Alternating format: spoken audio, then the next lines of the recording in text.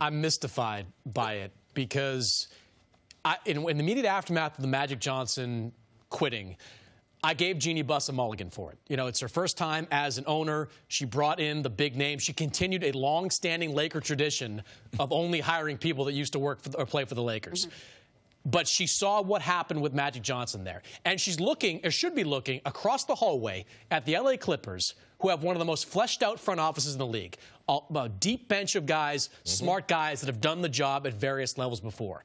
I thought she would look at all that and go out there and take all that Laker money, the $180 million per year they make in TV revenue, the $3.7 billion they're worth, and go out there and throw it at Sam Presti, and throw it at R.C. Buford, and throw it at Masai Ujiri. Instead, they are just sticking with the norm. Now, if Rob Pelinka wound up being the guy, if you went through an interview process and you were like, you know what, Rob's drafted pretty well, I like him here, it seems like he's got a good plan in place, that's fine. Right. But you have a search committee, you look top to bottom, you look for the absolute best, have a competition, and he wins it. Exactly. Yes. Okay. But, you know, whether it's overtly or through back channels, I've heard nothing about them reaching out to some of these top guys, and I think that is a mistake and a catastrophic one. Let me ask something real quick. Obviously, the way Magic quit, it was, you laugh so you don't cry. The whole thing was so absurd, right? But once you had a day to reflect on it, did you not think this could actually be a blessing for the Lakers? He could have given, this could be an opportunity for them to get something right they hadn't. That it could be the positive jolt they needed going into the offseason if they did those things you're talking about, right? 100%. I thought Magic Johnson gave them a gift, that he walked away, and he didn't walk away after decimating the franchise. The Lakers didn't make the playoffs, but it's not like they're in terrible shape out there. They've got cap space, they've got LeBron, they've got good young talent, and all those bad players, they come off the books this offseason. They've got their own picks. So it's fine. He didn't destroy the franchise, but it gave them an opportunity to see what works and what didn't. And I'm telling you, that Laker job is an appealing job for everybody. Look at what the Thunder are doing right now.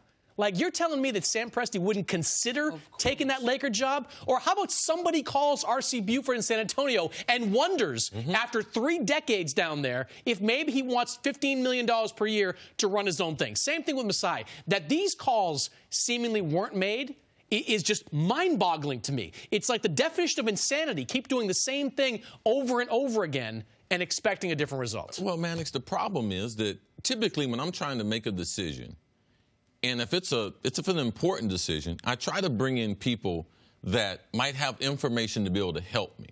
And it's not easy to make these types of decisions. But if you keep bringing in the same people, because last year she probably went to either Magic to talk to before she hired them and or Kobe. Those are the Mitch Kupchak, Kurt Rambis, those are the only ones. West is working with the Clippers, so those are the only ones in Laker Nation that are really live. So she went to Magic. Magic was like, I could do a better job running this team. Kobe was like, yeah, won't you hire my agent? So to me, they've gone about this the same way they've gone about everything else. Backwards. They should have went out and tried to get, because I said the Lakers, most storied history in the NBA, let's go out and make it about the best. You're in pro sports, you're at the highest level. Let's try to get the best person for that job. And based on your information, they haven't even tried to go down that road. And to me, that's a tremendous mistake, Nick. You mentioned who's Jeanie Buss talking to. Mason in Ireland is a radio show in L.A. Mason does a television broadcaster there. John Ireland's the television voice of the Lakers. It's a connected afternoon show in L.A.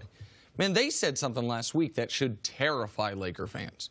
And that is Jeanie Buss's closest confidant and the person who she is leaning on the most in this part of the Lakers' history is Linda Rambis.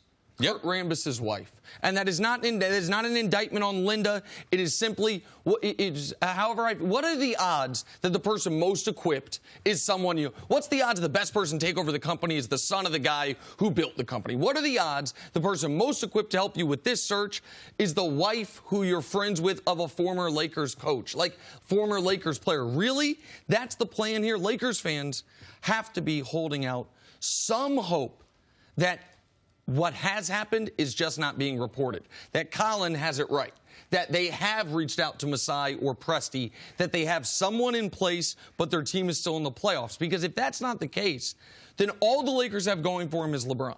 Then they just have to hope that LeBron can bring someone in, that LeBron can help Pelinka build the roster. Because if you don't get a real pro at this, then what are you doing? And the idea that none of these people that fit all the qualifications you're talking about would take $12 to $15 million a year or more. Take a blank check and send it to them. It doesn't matter. Ain't no salary cap. Right, no. Exactly. I think your point you made as far as the money that they're making off the court, the overall evaluation of the business, this should be a no-brainer. This is easy to do. You said Laker fans are hoping that's not necessarily the case. I would say Lakers are hoping that's not necessarily the case. I wonder where you think LeBron fits into all this after really coming there in large part because Magic Johnson made a promise to him that this is the direction the team's going in. Yeah, I mean, I don't know what LeBron thinks of all this, but he's got to be looking at that top of that organization and wondering, can I really trust in what's happening out there? And one of the bigger problems I think they have, if it is Rob Pelinka, I mean, I can't imagine they're trying to interview other candidates while trying to hire a coach. A GM should be the guy hiring the coach. But if it is Rob Pelinka, the next thing they would have to do is flesh out his staff. I mean, Lawrence Frank added like 50 people. He added my former colleague, Lee Jenkins, to that front office. Who is in that Laker front office? Where are the experienced executives that need to be around Rob Pelinka when he's making these types of decisions? I'm coming out of this segment more stressed about the Lakers than going into the segment. Thanks for watching. Subscribe here to get the latest from the show. Also, be sure to check out more of the best clips from First Things First, or go watch a few segments from our other shows on FS1.